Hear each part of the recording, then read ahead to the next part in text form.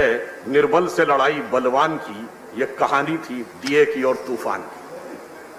अब हमारे कई मित्रों को बड़ी आपत्ति थी कि साहब दिया जलाने से कोरोना भाग जाएगा, थाली बजाने से कोरोना भाग जाएगा। मैं पूरी विनम्रता से कहना चाहता हूं, क्या सामाजिक मनोविज्ञान और राजनीतिक मनोविज्ञान को हम नहीं समझते? मैं पूरे सम्मान के साथ कहना चाहता हूं कि जो लोग ये कह रहे हैं वो इतिहास भूल गए। क्या चरखा चलाने से अंग्रेज भाग जाने वाला था? नहीं, चरखा एक प्रतीक था भारत की। चरखा, आप बिल्कुल, मैं जवाब दे रहा हूं मान्यवर, सुनिए तो, सुनिए मैं जवाब दे रहा हूं। चरखा एक प्रतीक था जो महात्मा गांधी जी ने चुना, जो भारत। कोई और बात रिकॉर्ड पे नहीं जाएगी, आप बोलो। राष्ट्रीय चेतना के कोई और बात रिकॉर्ड पे नहीं जाएगी, प्लीज। जिस एक बिंदु पर कपड़ा बने और विदेशी का बनाने की, आप बताएं। नहीं किया जा रहा। सुनिए, मैं वही कहना चाह रहा हूं, मैं वही बात बताना चाह रहा हूं। प्लीज कृपया सीट पर बैठ करना, प्लीज। समझ में आ जाएगा। देखिए, आपकी बात के अलावा कोई और बात रिकॉर्ड पे नहीं जा रही, आप प्लीज बोले। महात्मा गांधी जी ने चरखे को एक प्रतीक बनाया, प्लीज। वह प्रतीक बना संपूर्ण भारतीय जनमानस की भावनाओं का केंद्र बिंदु, और वहां से ब्रिटिश राज को उखाड़ने का संकल्प उठा था। उसी प्रकार से प्रधानमंत्री श्री नरेंद्र मोदी जी ने उस दिए को एक प्रतीक बनाया जिसपे संपूर्ण राष्ट्र की चेतना सम्मिलित रूप में आकर इस लड़ाई से लड़ने के लिए आगे। त्रिवेदी, क्या मुगलों की बनाई हुई इमारतों या उनके नाम पर रखी गई जगहों के नाम बदलकर इतिहास बदल पाएंगे योगी आदित्यनाथ? देखिए रोहित जी, सवाल पहला ये नहीं है कि योगी आदित्यनाथ जी ने बदला। सवाल यह है कि 2016 में मुगलों के नाम पे रखा क्यों गया? दुनिया में कोई देश बताइए जो 400 साल पहले उसके ऊपर आए हुए विदेशी आक्रांताओं के नाम के ऊपर कोई बिल्डिंग आज बनवा रहा। ये गजब का तथ्य क्यों रखा गया? जवाब तो ये है भाई। अब दूसरी बात, जो बिल्डिंगों की बात है, मैं विनम्रता से कहना चाहता हूं, आशुतोष जी से आने थे, ये राष्ट्रपति भवन तो अंग्रेजों ने बनाया था, वाइसराय हाउस नाम था ना, बदल के नाम राष्ट्रपति भवन किया गया, किसी को आपत्ति नहीं हुई। संसद भवन वाइसराय की एग्जीक्यूटिव काउंसिल थी ना, जब बदला गया संसद भवन किया गया, किसी को आपत्ति नहीं हुई। तो ये बताइए, मुगलों के जमाने के नाम बदलने पे आपत्ति क्यों? बताता हूं। बनाने वाले सारे कारीगर हमारे, बनाने वाले इंजीनियर हमारे, बनाने वाले टेक्नीशियन हमारे, सिर्फ हुकूमत उनकी थी तो नाम उनका। वरना मैं चुनौती से पूछता हूं, ये बताइए, आप ताजमहल गए होंगे तो आपको बताया जाता है कि नीचे आबनूस की लकड़ी के प्लेटफॉर्म बने हैं ताकि कभी बाढ़ भी आ जाए तो वो डूबे नहीं। और आबनूस की लकड़ी की खासियत ये होती है कि पानी में डूबकर वो और मजबूत हो जाती है। भैया जरा मुझे बताइए, जहां पानी की एक बूंद नहीं गिरती थी वहां बाढ़ से बचने की टेक्नोलॉजी आ गई। बताइए ना, ये कहां के लॉजिक है?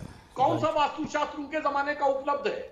कौन से इंजीनियर उपलब्ध है? 400 साल पुरानी बात है, 300 साल पुरानी, बहुत बड़ी बात नहीं है। ना कोई डॉक्यूमेंट्री एविडेंस, ना कोई आर्कियोलॉजिकल एविडेंस, सिर्फ कहानी। और मैं फिर यह भी कहना चाहूंगा, एको मुगल बादशाह बताइए जिसकी दर्जन भर से कम बीवियां रही हूं और हरम में 200 से 250 से कम औरतें रही हूं, मगर एक स्त्री के प्रति सत्य निष्ठा से समर्पित प्रेम की कहानियां हमारे दिमाग में ऐसी भरी गई कि जब प्यार मोहब्बत की बात आती है, सलीम अनारकली, जोधा अकबर, शाहजहां, नूरजहां, शीरी फरहाद, लैला मजनू याद आते।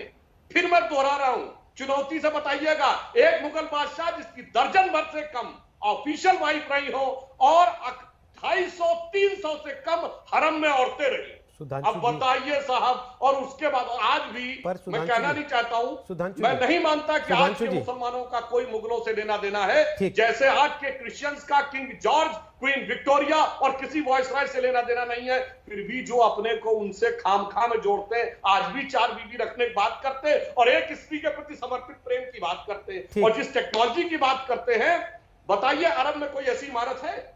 आज हम कहते हैं स्काई स्क्रैपर्स अमेरिका से आए तो टेक्नोलॉजी भी है, बुक्स भी है, इंजीनियर्स भी है। वहां ना टेक्नोलॉजी, ना बुक, ना इंजीनियर, और सब कह दिया। जैसे अगर किसी ने नाम रख दिया इंदिरा भवन, तो इसका मतलब ये नहीं कि कांग्रेस के इंजीनियरों ने बनाया, वो भारत के इंजीनियर से बनाया, इसलिए वो हमारा है। मगर उस पे जो नाम है वो गुलामी का प्रतीक है। जैसे राष्ट्रपति भवन बदला, संसद भवन बदला, क्या प्रॉब्लम थी? तो इसका मतलब ताजमहल का नाम भी किसी दिन बदल देंगे? हाँ, ये आपने बड़ा अच्छा, मैं एक बात इस पे भी कहना चाहूंगा। अरे यहाँ तो लोग सिर्फ ये कहते हैं कि ताजमहल का ये लोग नाम बदलने की बात करते हैं जनाब। अगर आज का वहाबी इस्लाम आ जाए तो ताजमहल पे तो बुलडोजर चलेगा, क्योंकि मजार तो कुफ्र है। और मैं चुनौती से कहता हूं, कोई कह दे हाँ। मजार कुफ्र है वहाबी इस्लाम में, उनके हिसाब से तो उसका वजूद नहीं रहना चाहिए। ठीक। अब मुझे जवाब दे दे, वो ज्यादा ताजमहल को बचा के रखेंगे या हम बचा के रखेंगे? कोफ्त है वो समझा जा सकता है, क्योंकि इनके सांसद तो ओपनली बोल चुके हैं ना, अकबरुद्दीन ओवैसी, हमने 800 साल इस मुल्क पे हुकूमत की है, तो खैर उससे कनेक्ट करते हैं। अब मैं एक बात जवाब देना चाहता हूं, देखिए आशुतोष जी बुद्धिजीवी होकर किस प्रकार से उस धारा का प्रतिनिधित्व करते हैं जो पूरी तरीके से परवर्टेड है। देखिए इन्होंने कहा कि अशोक ने इतने लोगों को मरवाया। मैं चुनौती से कहता हूं, एक भारतीय कॉन्टेक्स्ट दिखाइए जिसमें अशोक के मरवाने वाले उस अशोक को महान कहा गया, अशोक को चंड अशोक कहा गया, जिसे लाशें देखने में मजा आता है। उसके इस कृत्य को कभी महान नहीं कहा गया। कोई ये गाजी की उपाधि नहीं थी जो अकबर से लेकर औरंगजेब तक ले रहे थे, हजारों लाखों लोगों के खोपड़ियों पे खड़े होके।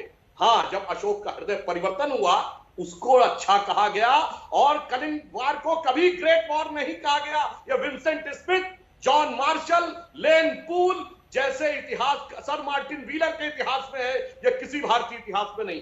पुष्यमित्र शुंग की बात आपने कही, बौद्ध स्थापत्य कला के दो सबसे बड़े नमूने, सांची का स्तूप और भरूच का स्तूप, दोनों पुष्यमित्र शुंग के जमाने में बने हुए, यह ऐतिहासिक साक्ष्य। अब आइए, शिवाजी और राजपूतों के ऊपर बड़ा वसीम आकार को लग रहा था। आपको पता है जब मिर्जा राजा जयसिंह आगरा के दरबार में लेके आए थे छत्रपति शिवाजी को, तो औरंगजेब ने उन्हें बैठने कहां जगह दी थी? 6000 की मनसबदारी पे दी, मगर वो जाकर वहां बैठ गए जहां औलिया बैठते थे।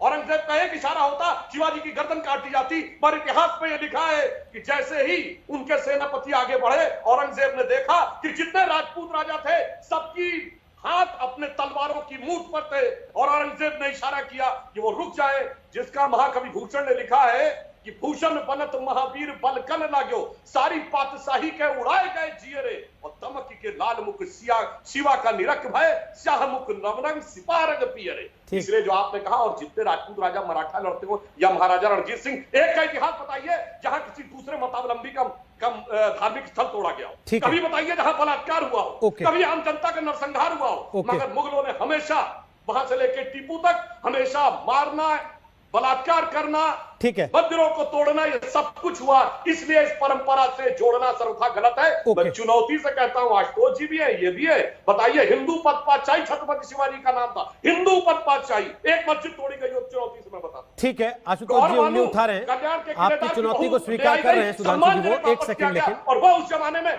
सेक्स स्लेव बनाने का काम आज तक उन परंपराओं को मानने वाले करते हैं, और भारी संख्या में ऐतिहासिक प्रूफ है जो भारतीयों ने नहीं विदेशियों ने भी लिखे। इसलिए इस दुर्भाग्यशाली परंपरा से अपने को जोड़ना स्वतंत्र भारत में बहुत बड़ा दुर्भाग्य है। और अंतिम शब्द 2016 में मुगलों का नाम क्यों रखा गया, सवाल ये।